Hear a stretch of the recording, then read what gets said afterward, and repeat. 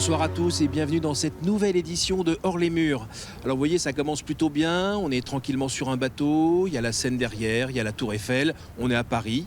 En fait, on est presque à Lutèce et on n'est pas en train de faire une croisière, mais plutôt un pèlerinage fluvial avec des membres du diocèse de Nanterre. Pourquoi ? Pour fêter les 1600 ans de la naissance de Sainte Geneviève, qui est née à Nanterre et qui est aussi la patronne du diocèse de Paris. Alors, vous allez le voir à travers des plateaux et des reportages, eh bien que cette figure, même si elle a 1600 ans, elle est encore très présente et très moderne. Pour commencer, je vous propose de regarder un reportage de Piotr Zardinski sur l'historique lié à Sainte Geneviève. Reportage. Le père Yvon Ebram est un passionné de l'histoire de Sainte Geneviève. Il aime à entraîner ceux qui le veulent sur les lieux que la sainte a foulés. Et tout commence à 2 pas de la cathédrale de Nanterre, dans sa maison natale. On est ici sur ce que la tradition nous dit être le lieu de la maison de Geneviève.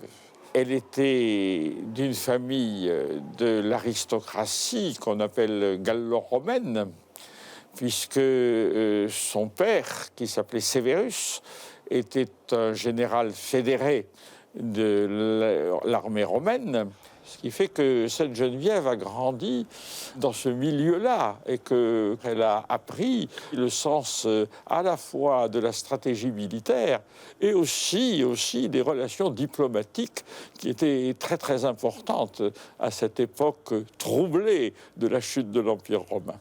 Dans la cathédrale de Nanterre portant son nom, des fresques retracent la vie de la sainte. Très jeune, elle est remarquée par le futur Saint Germain d'Auxerre qui lui propose de se consacrer au Seigneur. Suite à cela, Geneviève accomplit son premier miracle près d'un puits qui existe toujours. Elle avait décidé qu'elle aurait une assiduité plus grande à l'Église et aux prières de l'Église. Tant et si bien que sa mère, Géronция, trouvait qu'elle y consacrait trop de temps. Et elle essaye de la dissuader un jour d'aller à l'église. Et la fille répond qu'elle a promis à Saint-Germain et que donc elle doit faire ce qu'elle a promis. Et sa mère, la trouvant effrontée, lui donne une gifle. Et immédiatement, la punition de Dieu intervient, elle devient aveugle. Et un jour, elle a l'idée, prenant ici l'eau, de tracer le signe de la croix sur l'eau. Et lavant les yeux de sa maman ce jour-là avec l'eau sur laquelle elle a tracé le signe de la croix, la maman retrouve la vue. Après la mort de ses parents, devenue vierge consacrée, elle part vivre à Paris où elle doit gérer les biens fonciers de sa riche famille. En 451, le bruit court que les Huns d'Attila sont aux portes de la ville. Geneviève se refuse à la fuite et réunit quelques femmes pour prier, malgré l'opposition des hommes. Elle sait bien qu'en réalité, Attila ne va pas traverser Paris. Donc, elle va faire en sorte que les gens restent sur place. Mais les hommes sont mortifiés par le fait que ce soit une femme qui ose venir leur donner des ordres. Geneviève va avoir une réaction très intéressante. Elle va dire, vous avez raison, une femme ne peut pas enseigner à des hommes. Mais rien ne l'empêche d'enseigner à des femmes. Et elle savait bien, Geneviève, que du moment qu'elle avait les femmes, elle aurait aussi les maris. Finalement, Paris est épargné et Geneviève gagne le cœur de ses habitants. Quelques années plus tard, Paris est à nouveau menacé, mais cette fois-ci par la famine. La citoyenne part dans l'Aube négocier le ravitaillement de la ville qu'elle achemine par la Seine. Selon la légende, les bateaux prennent l'eau, mais la flottille est miraculeusement sauvée par la prière de Geneviève. Bien entendu, dès qu'ils arrivent, les notonniers, les bateliers racontent partout ce qui s'est passé. Ils disent en particulier comment ces bateaux ont flotté sur la Seine et comment ils n'ont pas coulé. Alors, ils le disent en latin sans doute, ils disent « fluctuat nec mergitur ». Cette devise des bateliers va être adoptée par la ville de Paris et jusqu'à aujourd'hui, la ville de Paris porte sur son blason les louanges du Seigneur qui fait passer les bateaux et les louanges de Geneviève qui a fait en sorte que le Seigneur fasse passer les bateaux. La ville de Saint-Denis est également marquée par Sainte Geneviève. Elle a œuvré à la construction de la première église à Saint-Denis et initié son culte à travers ses reliques. On voit bien ici, sous les sarcophages, cet emplacement qui est celui du tombeau de Saint-Denis. Il se trouve qu'il n'y avait aucun culte spécial qui était rendu à cet évêque. Geneviève, qui, comme on le sait bien, a beaucoup travaillé pour défendre la foi catholique, la foi apostolique, par opposition à celle des hérétiques ariens, va décider de faire construire ici une église. Après avoir contribué à la conversion du roi Clovis, Geneviève meurt vers 502.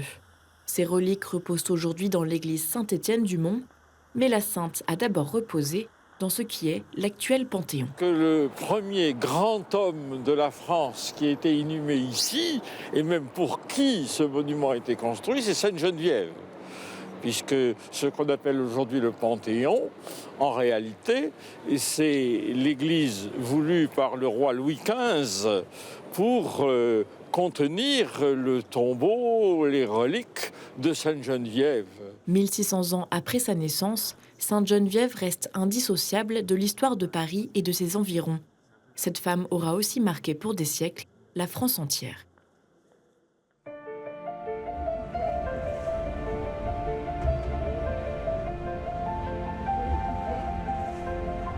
Pour cette troisième phase de notre pèlerinage, après la messe, après le petit transfert en car, c'est ce début de navigation qui commence. Je vous invite à chanter l'Esprit Saint, invoquer l'Esprit Saint pour que notre traversée nous mène à bon port, mais surtout qu'elle soit une occasion de prière, d'approfondissement, de rencontre, de fraternité aussi. Viens, Esprit de sainteté, viens, Esprit de lumière, viens, Esprit de feu, viens nous embrasser. On est venu ici en famille, voilà, dans une démarche de pèlerinage bien sûr, avec donc, mon épouse et nous avons 6 enfants, mais les 2 aînés sont aux Louvettes aujourd'hui. Dans une démarche de pèlerinage tout simplement parce que nous trouvons important que nos enfants aussi incarnent leur foi et leur vie spirituelle aussi dans la vie des saints qui ont marqué l'histoire de notre pays, la France, et notamment Sainte-Geneviève. C'est une sainte importante pour nous et pour Paris. Et habitant Boulogne-Billancourt, voilà, c'était important que nous fassions cette démarche avec le diocèse. Alors je suis venue ici ce matin, je suis déjà venue l'année dernière et ça m'a vraiment plu comme pèlerinage. Et surtout, au final, on ne connaît pas l'histoire de Sainte-Geneviève. Du coup, j'ai appris à la connaître, parce qu'on la connaît surtout sur Paris, mais au final, elle vient du 92. Je suis venue pour la première fois au pèlerinage, et pour témoigner l'amour de Dieu pour nous, et surtout pour ceux qui se sont égarés ou qui retrouvent la foi. Et c'est la meilleure façon, en acte, déjà de témoigner la présence de Dieu parmi nous, à travers son Fils Jésus. Voilà, le pèlerinage fluvial se poursuit, on chante des « Je vous salue » de part et d'autre sur le bateau. Cette fois, le bateau a changé de sens. Nous sommes dans le sens où s'est trouvée Geneviève avec le ravitaillement pour la ville de Paris qui était affamée. Je vous propose maintenant de nous diriger vers Conflans-Sainte-Honorine pour aller voir un petit peu ce qui se passe dans l'aumônerie des bateliers. Allons-y, c'est un reportage de Alexei Vojniuk.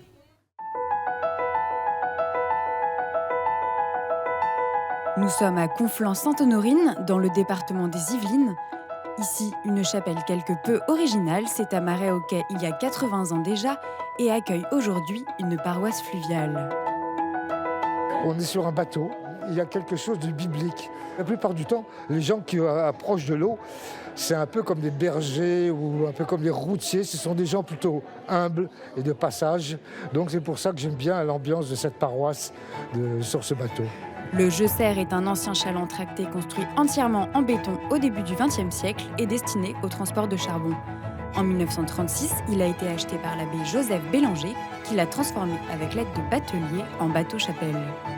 En très peu de temps, il est devenu un centre spirituel pour de nombreux bateliers de France, une population alors pauvre et en difficulté.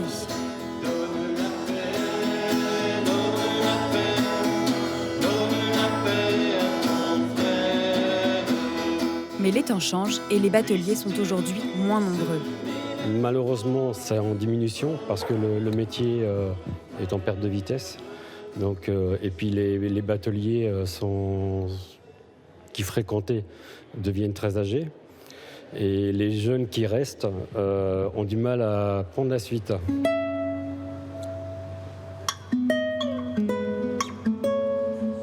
Bernard Rache est l'un des plus anciens bateliers de la paroisse. Avec ses amis, il s'occupe du musée des anciens remorqueurs de la Seine, amarré à quelques pas du Jeu-Serre. Toute sa vie, il s'est investi dans cette paroisse fluviale pour que la mission du père Bélanger se poursuive sous d'autres formes. Nos parents, ils étaient là déjà au bateau. Ils travaillaient déjà au bateau en tant que bénévoles. Ma femme a fait le catéchisme pour les enfants du batelier. Et on voudrait justement le grand souhait de tous, nous les anciens, que le Jeu-Serre continue. Et on veut faire perdurer ce que le père Bélanger a créé, quoi. Voilà. Tout à fait. Oui, hein. De fait, la mission du Jeu-Serre dans l'esprit du père Bélanger se poursuit avec vitalité.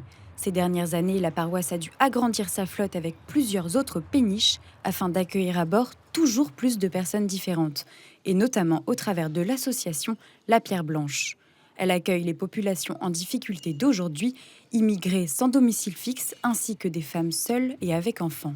Ils ont une adresse à Conflans-Sainte-Honorine. 2 fois par semaine, on fait une banque alimentaire sur le bateau et 2 fois par semaine, une banque vestimentaire.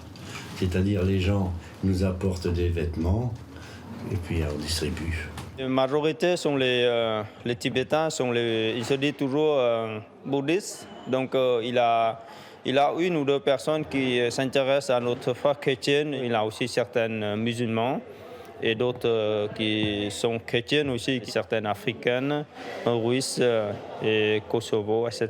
Voilà.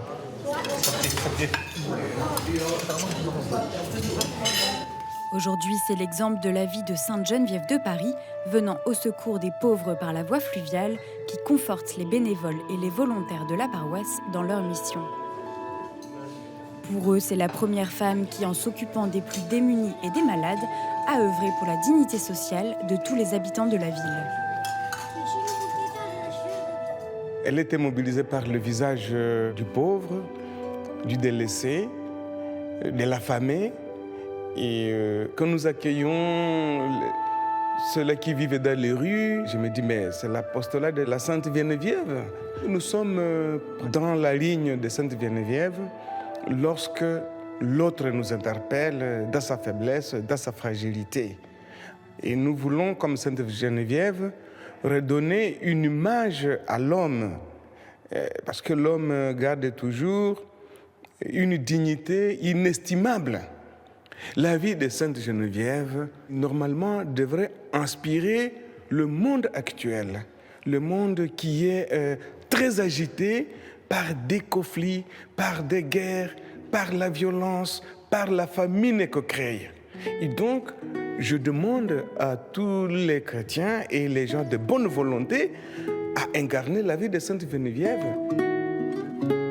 En l'honneur de Sainte Geneviève, pour tous les bateliers et les Parisiens, on propose de faire sonner la cloche du bateau Jeu-Serre.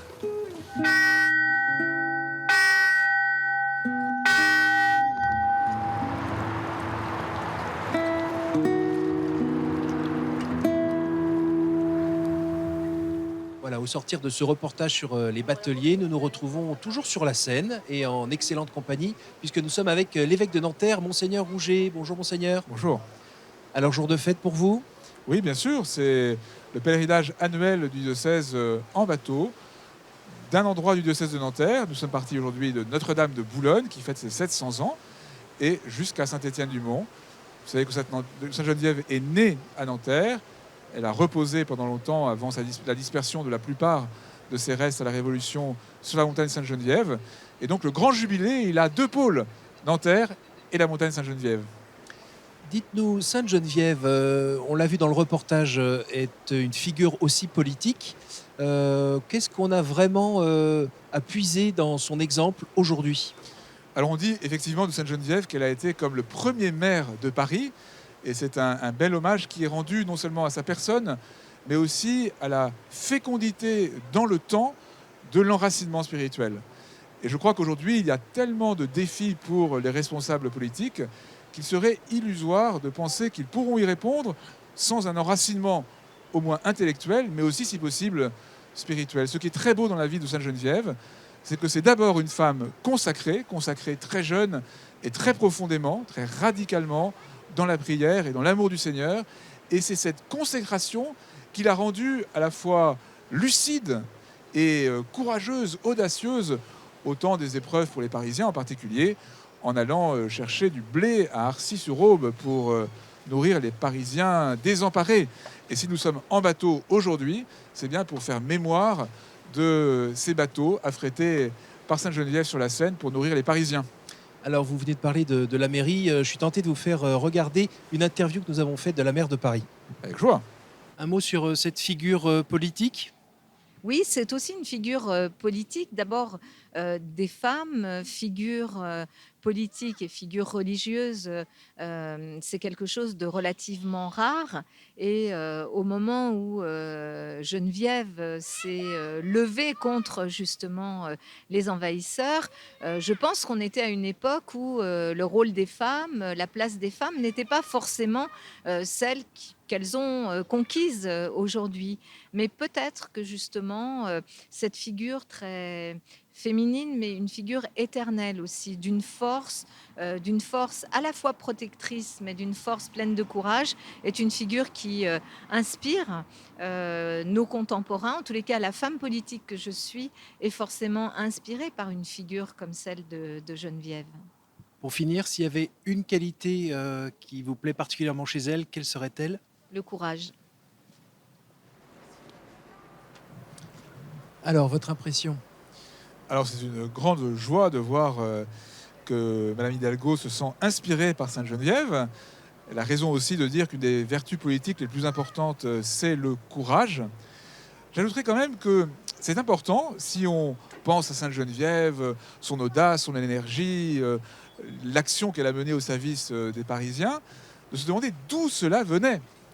Et c'est évidemment de sa consécration spirituelle, de son attachement au Christ, que vient son audace. Et puis aussi, Madame Hidalgo semble découvrir qu'il y a eu des femmes chrétiennes actives dans l'Antiquité.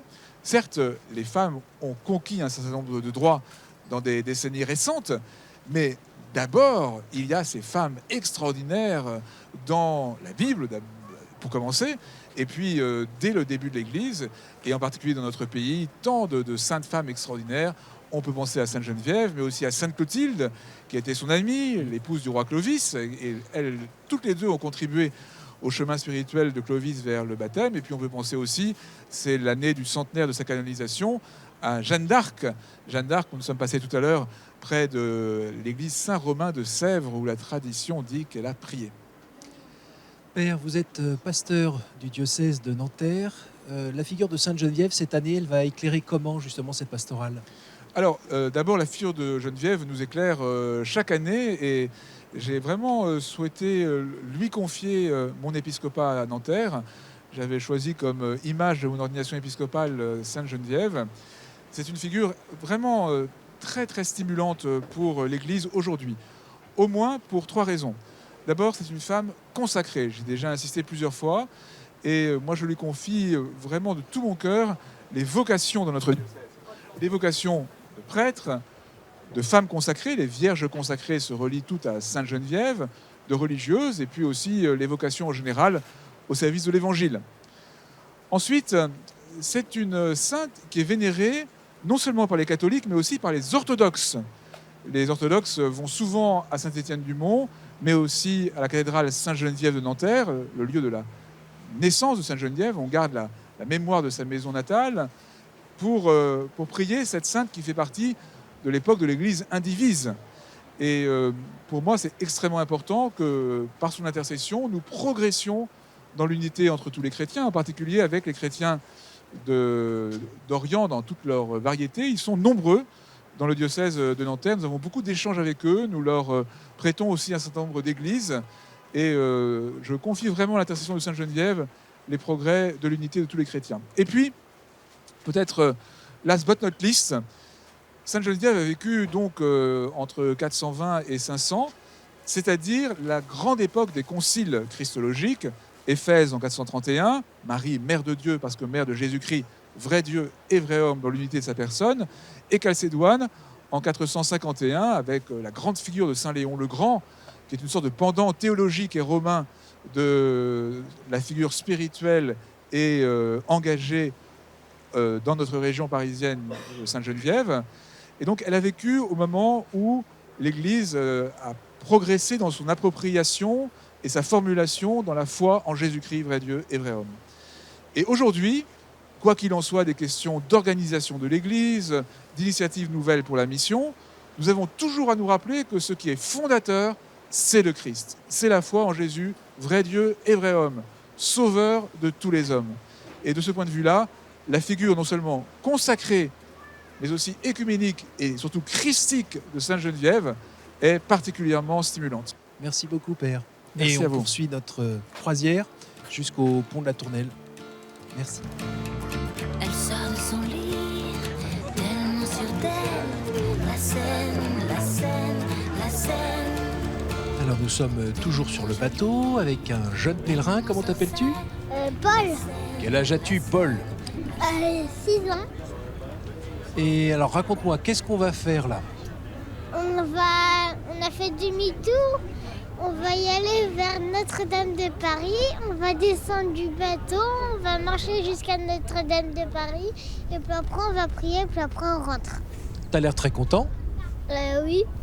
Alors allons-y. Sous le ciel de Paris jusqu'au soir vont chanter l'hymne d'un peuple épris de sa vieille cité. Près de Notre-Dame, parfois pour un drame, oui mais à Paname. Voilà, le pèlerinage sur le côté fleuve vient de se terminer. Maintenant, les diocésains vont monter tranquillement vers la montagne Sainte-Geneviève pour se rendre à Saint-Étienne-du-Mont. Saint-Étienne-du-Mont où s'est tenue le 3 janvier l'ouverture de la neuvaine avec une succession de messes pour évidemment la fête de la Sainte Parisienne. Je vous invite à regarder quelques images.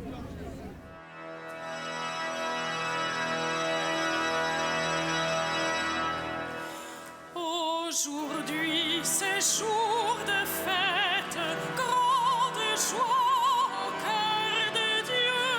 Acclamons le roi des cieux.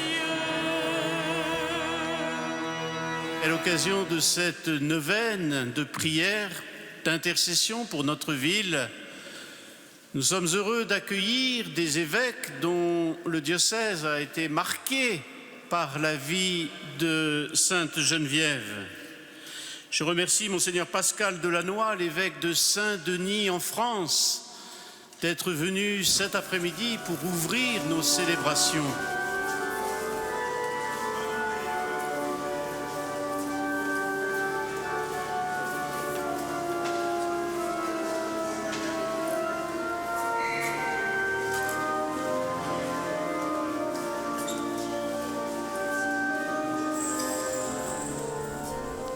Nous sommes devant Saint-Étienne-du-Mont, qui est le terme de ce pèlerinage fluvial, où les différents pèlerins vont aller pouvoir vénérer les reliques de Sainte-Geneviève, reliques qui sont câlinées, cajolées, protégées par les porteurs de la chasse, et ce depuis de nombreux siècles. Je vous propose de regarder ça dans un reportage d'Alexei Vojniuk.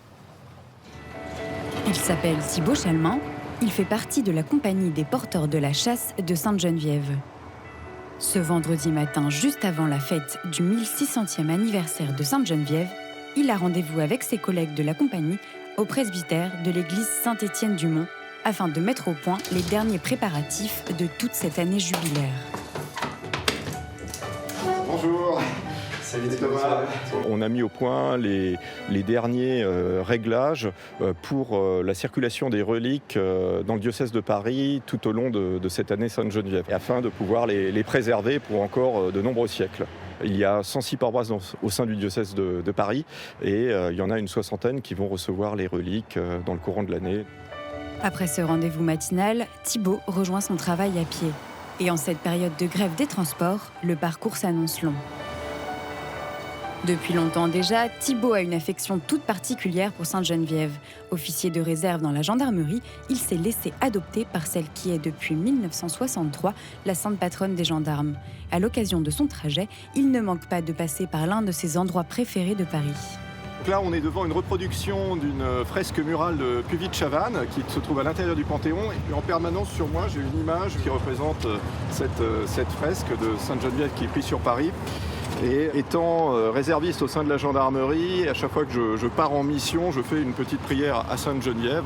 Sainte-Geneviève qui est donc la patronne de la gendarmerie, pour qu'elle veille sur nous et je lui confie ma mission. Voilà. Mobilisés de nombreuses fois par la préfecture de police dans le cadre des manifestations des Gilets jaunes, les épreuves de cette année l'ont poussé à affermir sa foi et son lien à celle qui veille sur Paris et ses habitants. Thibaut rejoint un peu plus loin son lieu de travail. Dans son métier de chasseur de tête, Sainte-Geneviève est là encore un exemple d'amour et de bienveillance inébranlable au travers de toutes les crises et problèmes passagers.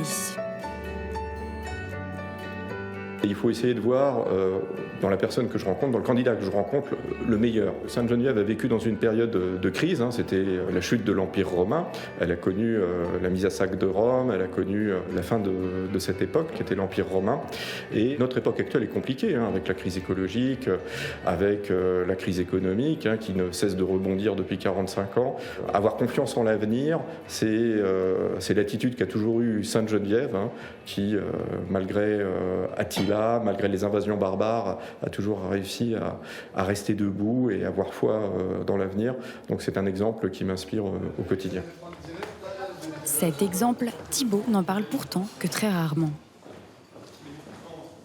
Par exemple, si je dois parler de ce que j'ai fait ce week-end, je n'hésiterai pas à dire à mes collègues que j'ai participé à un pèlerinage, que je suis allé à la messe ou que j'organise le 1600e anniversaire de Sainte-Geneviève. En tout cas, il est assez mal vu de le faire d'une manière trop prosélyte. Enfin, le jour J, entouré de ses amis de la compagnie des porteurs de la chasse de Sainte-Geneviève, il se prépare pour la procession solennelle à travers la ville de Paris. Entrée depuis plus de 10 ans dans cette confrérie, elle est l'un de ses soutiens majeurs dans la vie de foi au quotidien. La médaille des porteurs de la chasse de Sainte-Geneviève, celle-ci date du 19e siècle, et elle représente la chasse de Sainte-Geneviève sur l'avers, et puis sur l'envers, elle représente Sainte-Geneviève rentrant dans la gloire. Porter sur ses épaules les reliques de celle qui a porté le Christ dans son cœur est une joie et une fierté en ce jour solennel. Aujourd'hui, je suis très fier de défiler dans les rues de Paris avec Sainte-Geneviève, avec notre sainte patronne. C'est un honneur de pouvoir la porter et de pouvoir l'aider à rencontrer les Parisiens qu'elle a tant aimés de son vivant. Nous venons de voir le portrait d'un des porteurs de la chasse. Maintenant, nous allons nous pencher sur l'Institut des Dames de Sainte-Geneviève et nous allons le faire en présence de sa présidente, Madame Pauline Pougeot. Bonjour Madame. Bonjour. Merci de nous accorder un peu de temps avant qu'on parte en procession dans les rues de Paris. Tout d'abord, j'ai envie de vous dire, c'est le grand jour. Oui, certainement, c'est un très grand jour. C'est peut-être même surtout une grande année, une année que je n'espérais pas voir de ma vie. Une année consacrée dans tout le diocèse avec tant de propositions, de prières dans tout Paris. Dites-moi, vous êtes donc dame de Sainte-Geneviève. De quoi s'agit-il ?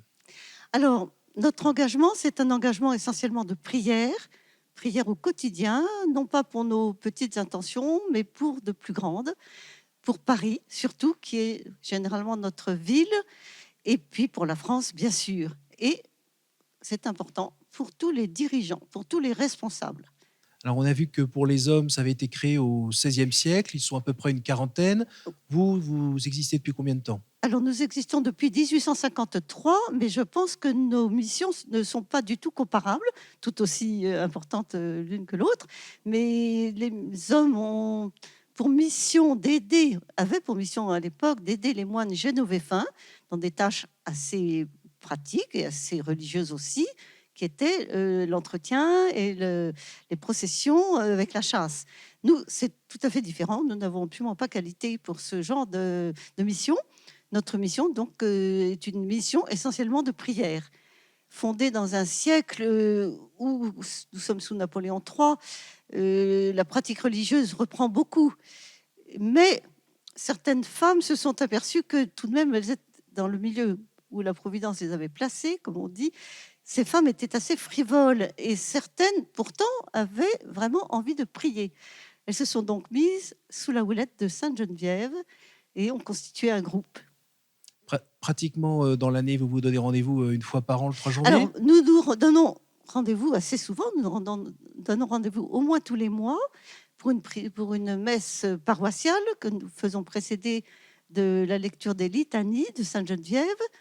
Et voilà un de nos engagements.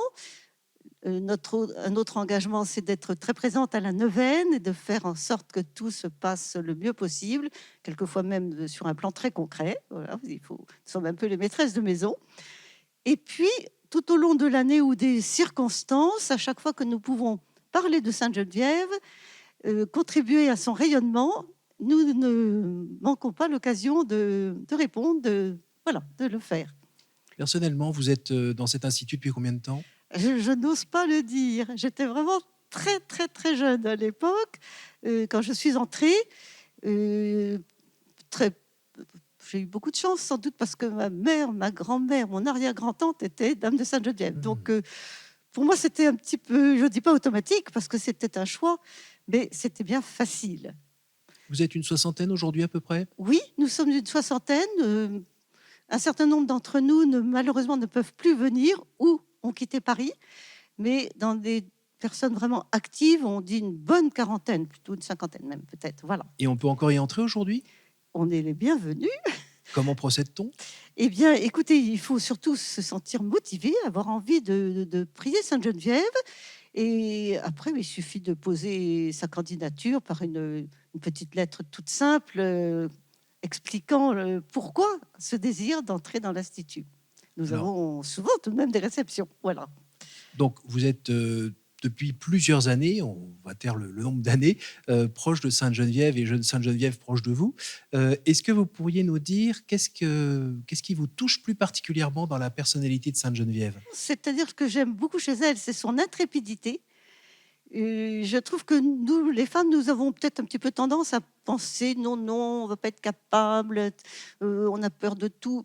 Non, il ne faut pas. Je pense que Sainte Geneviève nous a donné un très bon exemple là. Et ce n'est bien sûr pas, comme peut-être pour certaines féministes, l'envie d'être égale aux hommes, c'est pas du tout ça. Mais c'est de prendre nos responsabilités avec les qualités que nous avons, les défauts aussi, bien sûr, mais les qualités tout de même. Et j'admire que Sainte-Geneviève ait pris justement toutes ces initiatives sur le plan de la cité, sur le plan des contacts avec les grands de ce monde de l'époque, Clovis, Childéric. Écoutez, je vous remercie beaucoup. On ne va pas vous retenir plus longtemps parce qu'il faut vous préparer pour la procession. Merci beaucoup. Eh bien, maintenant, moi, pendant ce temps-là, avant d'aller poursuivre et participer à cette procession, je vous invite à regarder un reportage fait par Alexei Vojniuk qui montre que Sainte-Geneviève n'est pas que l'apanage, en tout cas la dévotion à Sainte-Geneviève n'est pas que l'apanage des catholiques. Regardez.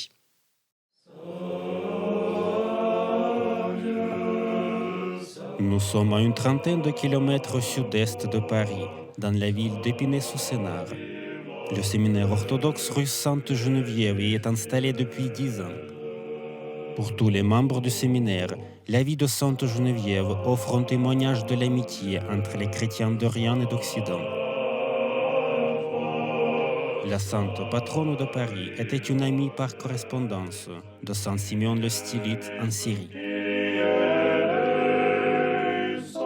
L'auteur de la vie de Sainte-Geneviève, et c'est tout à fait remarquable, donc un gallo-romain du VIe siècle, trouve tout à fait nécessaire de souligner ce lien en plaçant en plein milieu de la vie de Sainte-Geneviève cet épisode très touchant où il affirme que des pèlerins gaulois qui se rendaient en Syrie auprès de Saint Simeon le Stylite entendaient ce grand saint oriental faire la louange de Sainte-Geneviève.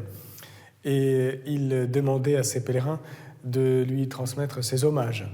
Donc déjà, la première génération de ceux qui admiraient la vie de Sainte-Geneviève ont trouvé bon de souligner que la renommée de Sainte-Geneviève avait déjà atteint l'Orient et qu'elle-même connaissait et était en unité de foi et de sainteté avec ses grands contemporains de l'autre côté de la Méditerranée. Pour souligner ce lien entre les deux églises, les artistes de l'Académie théologique de Moscou ont travaillé pendant presque 2 ans pour créer une fresque unique dans un style typiquement russe.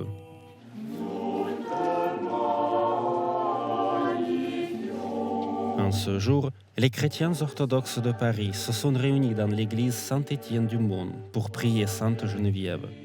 En effet, elle est devenue particulièrement connue par les orthodoxes suite à la révolution et la guerre civile en Russie en 1917. Des milliers de personnes ont dû quitter leur pays. Beaucoup d'entre elles sont venues jusqu'à Paris. Souvent en détresse matérielle et morale, les exilés ont demandé l'intercession de la sainte patronne de cette ville.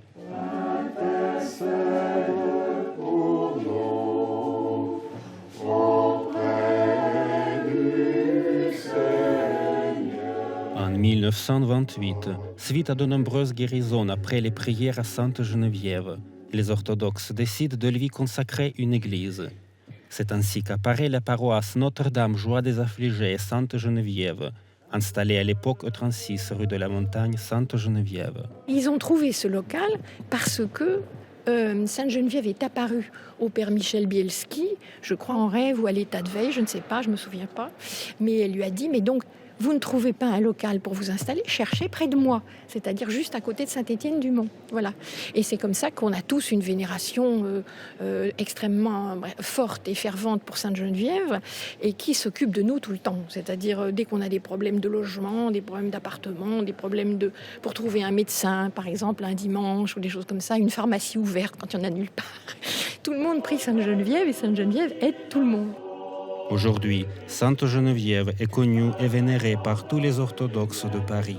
Nous respectons et nous aimons énormément cette France profonde avec des racines chrétiennes. Et les racines se présentent devant nous sous la forme des saints qui vient de l'histoire de la France.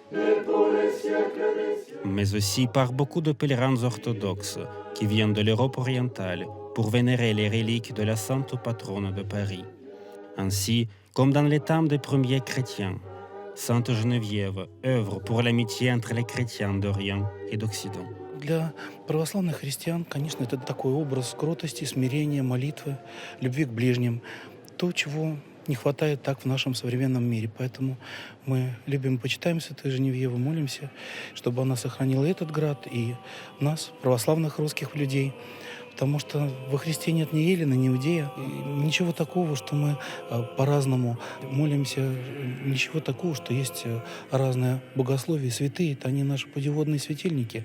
Нам надо стремиться подражать им и обращать больше внимания на то, как жили они по Христу тогда в Древней Церкви, и подпитываться этими примерами.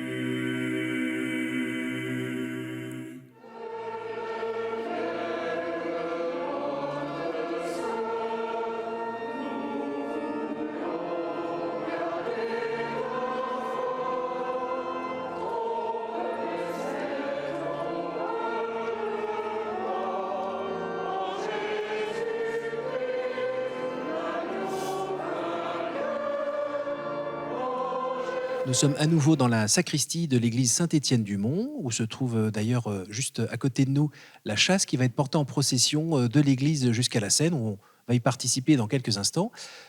Juste avant, bien, nous avons le plaisir d'être en compagnie de Bernadette Mélois. Bonjour Bernadette. Bonjour. Vous êtes vierge consacrée du diocèse de Paris. C'est à ce titre-là que nous avons le plaisir de vous avoir avec nous, parce que eh bien, Sainte Geneviève et l'Ordo Virginum, il y a un lien. Alors juste avant, est-ce que vous pourriez nous rappeler ce que c'est que cet ordre des Vierges consacrées qui concerne à peu près, je crois, 600 personnes en France et près de 4000 dans le monde? Oui, tout à fait. Alors, les Vierges consacrées, en fait, c'est la forme de vie consacrée la plus ancienne dans l'Église. Dès les premiers temps de l'Église, des femmes reçoivent la consécration de leur évêque, vivent une vie de prière, une vie de charité dans leur famille, à la suite du Christ. Alors, quel est le lien entre les Vierges consacrées et Sainte Geneviève? Elle est pour nous, après la Vierge Marie qui inspire l'Ordo Virginum, elle est un modèle de vie consacrée à travers ce qu'elle a vécu, à travers ce qu'a été sa consécration. Premier modèle, premier aspect, c'est à travers la dimension de prière. Sainte Geneviève est appelée à une vie de prière par Saint Germain.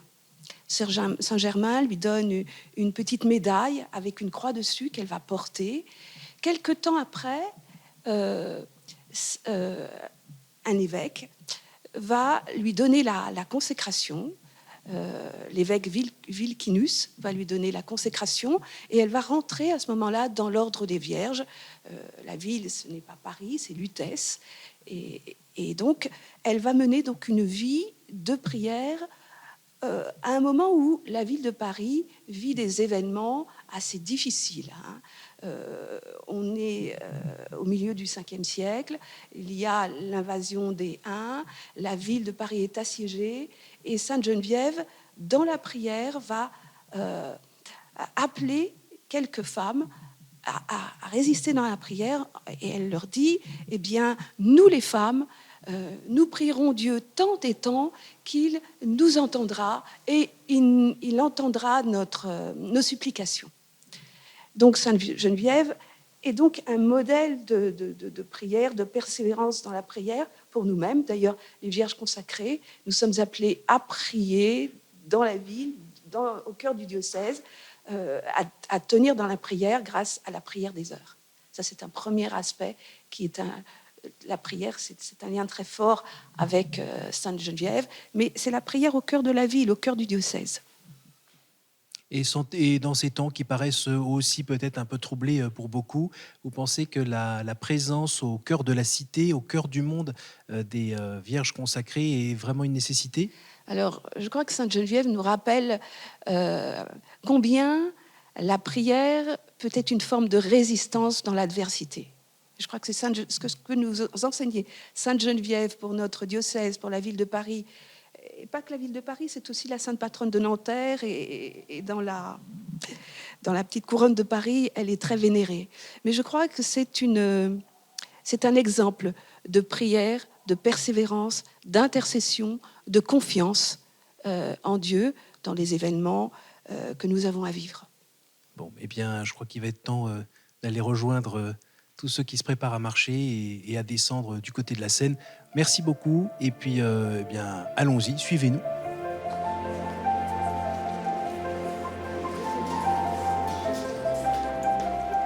Juste avant que la procession ne parte, eh bien, vous nous avez accordé quelques minutes. Bonjour, monseigneur. Bonjour. Alors, en regardant un petit peu les 80, je crois, il y a eu 80 processions solennelles depuis, je crois, le 9e siècle, à chaque fois pour des très grandes causes. La première fois, c'était, je crois, contre l'invasion des Normands. Est-ce qu'il y a un parallèle à faire avec aujourd'hui ? Non. Il n'y a pas d'invasion particulière à l'horizon, mais de toute façon, il y a toujours quelque chose à corriger en nous.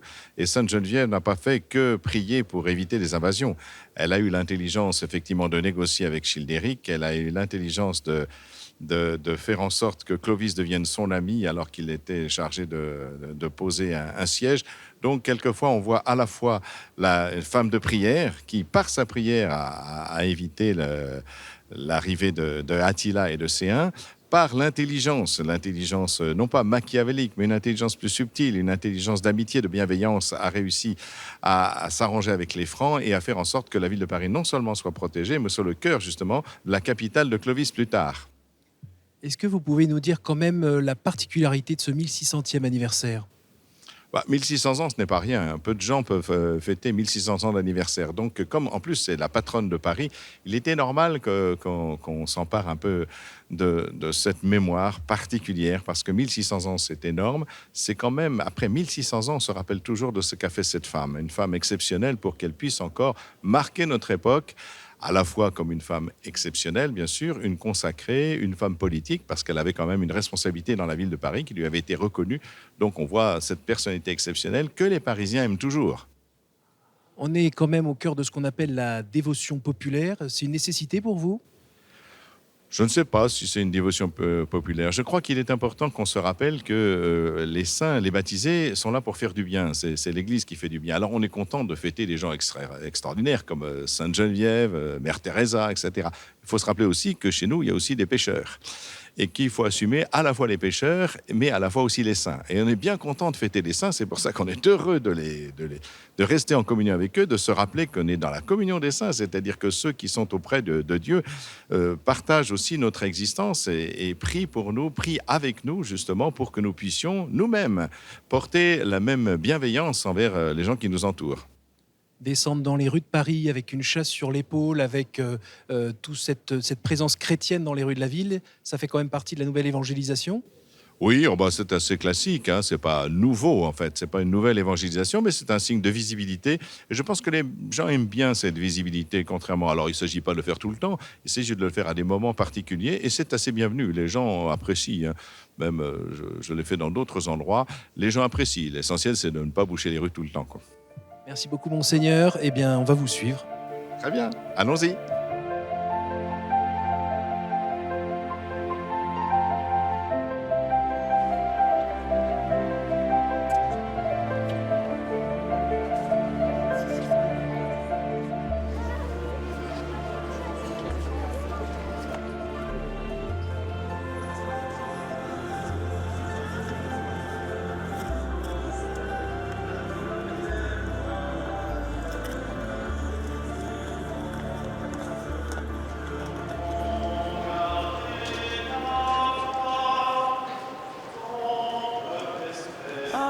Assurément, rends gloire à Dieu.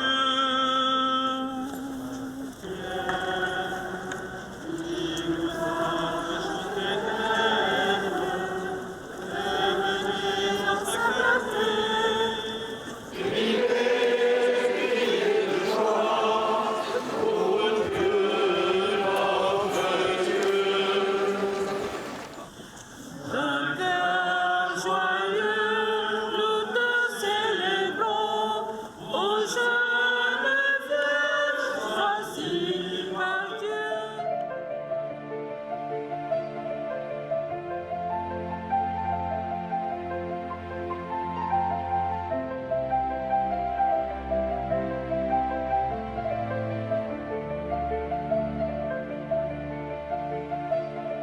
Eh bien voilà, nous nous retrouvons à la fin de cette émission, après ces temps assez émouvants, beaux, variés, où on a vu que Sainte Geneviève était encore bien vivante dans les cœurs aujourd'hui.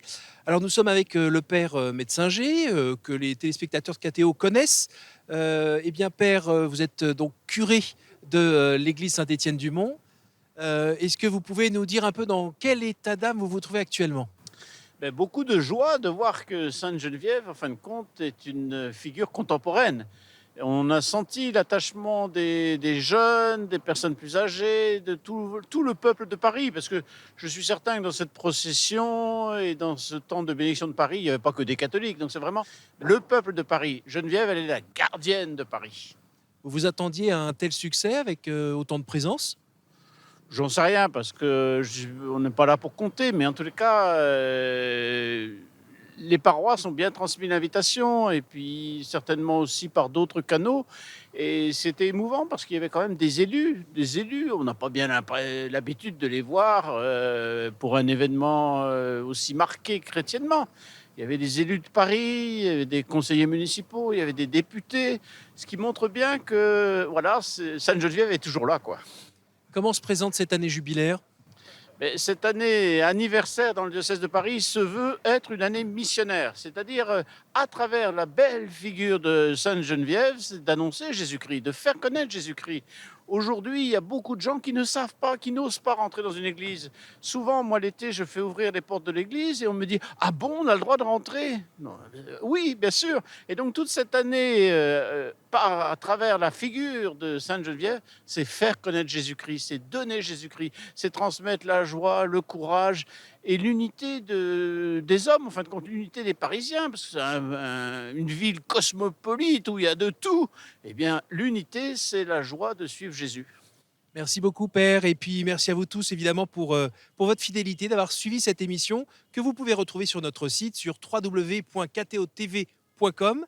Évidemment, on va terminer sur la bénédiction donnée par l'archevêque de Paris, qui vous couvre, vous aussi, téléspectateurs. Bonne soirée. Le Seigneur soit avec vous et avec votre esprit. Tu es béni, Dieu de l'univers, toi que les hauteurs des cieux ne peuvent contenir. Regarde ton peuple rassemblé qui t'implore pour sa ville capitale. Les hommes et les femmes qui ont la belle mission de gérer les affaires publiques. Éclaire leur conscience, qu'ils soient de dignes serviteurs du bien commun. Avive en nous la consécration de notre baptême, que nous nous engagions toujours plus avec charité pour servir les besoins de notre époque, comme le fit Sainte Geneviève.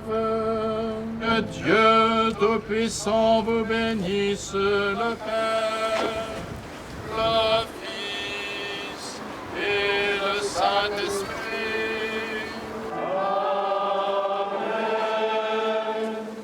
Merci à vous tous et que Sainte Geneviève vous protège. Amen.